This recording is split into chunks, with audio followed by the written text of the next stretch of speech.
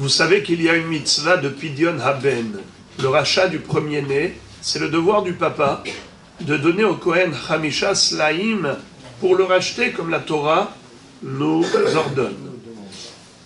Mais il y a une condition, il faut que ce soit ce qu'on appelle Peter Rehem, un enfant qui a ouvert la matrice de sa mère, et non pas un enfant qui est né par césarienne.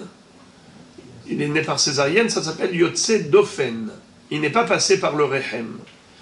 Mais les poskim discutent du cas de forceps. Un bébé qui est né avec des forceps. C'est quoi les forceps? C'est un genre de tenaille comme des pinces. Des pinces que la sage-femme fait rentrer à l'intérieur pour attraper la tête du bébé et le tirer vers l'extérieur. Étant donné que ces forceps font écran entre la tête du bébé et le contour du vagin de sa mère, et ainsi de suite, de la matrice même, étant donné que ça fait écran, alors on peut dire que le bébé n'est pas passé directement entre les parois de la matrice de sa mère, mais entre les parois des forceps. Alors, il y en a qui ont voulu dire que dans ce cas-là, il n'est pas hayav de Pidyon Haben. Mais d'autres disent pas du tout. Ça reste tout de même Peter Rehem. Alors, les maasé, qu'est-ce qu'on doit faire? La première approche aurait été de dire de faire Pidyon Haben, mais sans bracha. Faire Pidyon Haben, parce que comme il y a une discussion entre les poskim, est-ce qu'il faut faire Pidyon Haben, oui ou non? Alors, safek de oraïta, la humra. Quand on a un safek, par rapport à une mitzvah de la Torah, il faut être strict, alors il faut faire Pidyon Haben. Mais est-ce que tu peux faire la bracha? On a une règle, safek berachot, les hakel, quand on a un safek par rapport à la bracha, alors on ne fait pas la bracha, on s'en abstient.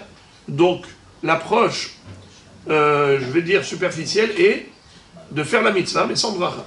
Mais le Rav Ovadia Yosef Zatzal dit qu'il faut faire avec bracha. Comme ça, Aïkar, Mikol Makom, Aïkar ou Shehayav Bepidyon ou Bibracha.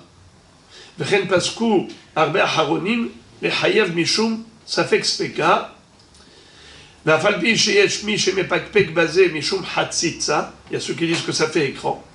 Kevan Shamachloket Iba Mitzvah Velo Babracha, Veyesh Safek Speka le Hiyufa, il dit que oui, il faut faire la bracha. Pidyon Haben avec bracha normalement. Parce que ça fait est-ce qu'il doit faire la mitzvah ou pas. Une fois qu'on a décidé qu'il faut la faire parce que ça fait que de oraïta la humra, donc c'est une obligation. Si c'est une obligation de le faire, alors il faut faire la bracha. Quand est-ce qu'on dit ça fait que brachot lehakel? C'est lorsque le safek il est par rapport à la bracha. Est-ce qu'il faut faire la bracha ou il ne faut pas faire la bracha? N'est-ce pas, par exemple, je mange le gâteau, j'ai un doute, est-ce que j'ai déjà fait la bracha ou pas? J'ai un trou de mémoire. J'ai le droit de manger, même sans bracha. C'est-à-dire, je n'ai pas le droit de réciter à nouveau la bracha. Parce que ça fait que brachot, lesquels Hachamim ont institué les brachot. Mais ils ont dit que quand on a un doute, il ne faut surtout pas, parce que tu vas peut-être mentionner le nom d'Hachem en vain. Alors, ils t'ont dispensé de la bracha quand tu as un safek. Or, tu peux manger. Mais au niveau de la mitzvah, le safek, il est par rapport à la mitzvah. Est-ce qu'il faut faire Pidyon Haben ou il ne faut pas faire Pidyon Haben? Là, la halakha, elle est qu'il faut faire. Parce que ça fait que des oraïta, la humra. Alors, s'il faut faire, alors tu fais la bracha.